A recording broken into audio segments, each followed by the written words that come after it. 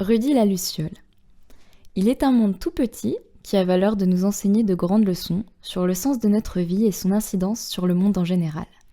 Je voudrais vous raconter l'histoire pas si banale d'un petit insecte qui vivait à la campagne. Dans son monde, les choses qui nous paraissent immenses le sont tout autant pour un insecte, car la grandeur des mystères de l'univers ne sont pas relatifs à sa taille. Voici ce que nous apprend Rudy, et donc voici son histoire.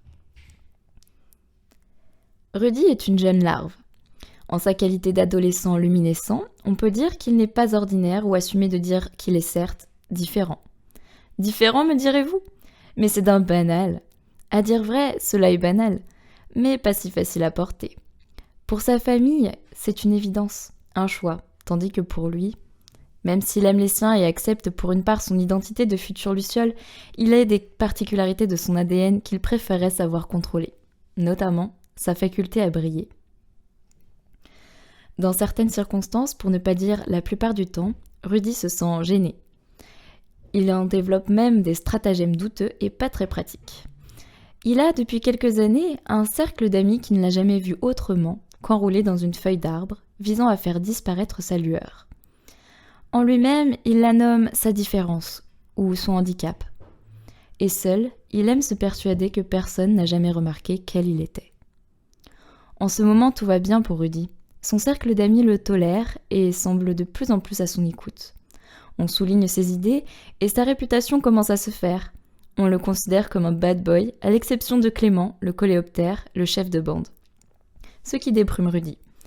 De temps à autre, il lui lance « T'es pas un vrai !» Et le petit ver redouble d'efforts pour cacher qui il est. Seulement, rien n'y fait. Clément semble voir à travers. Le temps passe et rien ne change. Il s'endort et assume sa journée encapitonnée dans un tas de feuilles. Mais Clément y voit toujours clair. Rudy en arrive à un point où il ne reconnaît même plus son propre corps. Fatigué, il pense qu'il aimerait mieux disparaître que de voir ses efforts continuels anéantis par la seule personne qu'il cherche à impressionner, le fameux Clément. Un soir, las de traîner son attirail, il se promène seul dans la nuit. Il sait qu'à tout moment, Clément pourrait surgir et le manger, mais il est au plus bas et n'a plus la force de promener sa carapace de feuilles desséchées. Bientôt, il deviendra luciole, ce qui était son plus grand rêve, autrefois. Maintenant, il n'en a plus le goût. Les heures passent et peu à peu sa déambulation sous le clair de lune l'amène près du lampadaire où de nombreux insectes désorientés se cognent la nuit entière à en mourir de faim et de fatigue. En sa qualité de larve, il est protégé de cet effet. Et pour plus tard, ses parents lui ont expliqué qu'il ne devrait jamais s'en approcher. Mais de nombreux jeunes, même avertis, se mettent au défi de résister à la tentation. Inutile de vous expliquer qu'ils ne s'en sortent pas tous. Absorbé par ses pensées, Rudy ne prête pas grande attention au malheureux spectacle, quand soudain il entend une voix familière. C'est celle d'Alphonse, le papillon de nuit, un ami de la bande. Épuisé, l'insecte à bout de force s'agite fébrilement autour de l'astre menteur. Définitivement sorti de sa rêverie, Rudy se joint aux voix désespérées des amis et passants, témoins du drame en train d'opérer pour ceux qui leur sont chers. À bout de souffle, il respire à grands coups et multiplie ainsi sans le savoir sa puissance de rayonnement. Il hurle « Alphonse !» et continue jusqu'à se faire remarquer par les passants qui l'encouragent. « C'est un ver luisant ! Continuez, continuez ! Il a une chance avec vous !» Alors il crie plus fort, respire plus fort, même s'il brille à s'en piquer les yeux. Quant à Alphonse, soudain, alors qu'il retombe vers les appelants dans son épuisement, remarque qu'une voix dit son nom. Mais il remonte. Plus tard, il perd à nouveau de la hauteur et aperçoit Rudy tout lumineux. Il s'approche de lui comme apaisé. La lumière bioluminescente du ver luisant semble le défocaliser du charme trompeur de la lampe. Il semble revenir un peu à lui. Rudy en profite, saisit son camarade et lui dit « Viens, je vais te montrer comment retrouver ton chemin. » Le papillon, surpris, suit son ami qu'il trouve si différent, rempli d'espoir. « Je ne connais pas ton chemin, précise Rudy, mais je peux t'expliquer comment ne plus te perdre, » lui dit-il en l'attirant dans un coin à l'abri de la lumière.